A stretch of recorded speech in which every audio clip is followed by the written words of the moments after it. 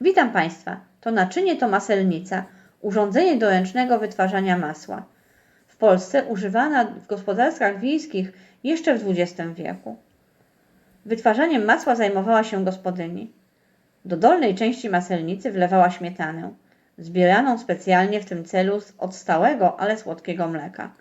Robienie masła polegało na unoszeniu i opuszczaniu tłuczka aż do dna maselnicy, czyli mieszaniu śmietany, w wyniku czego dochodziło do łączenia się kulek tłuszczu i w efekcie wytworzenia grudek masła.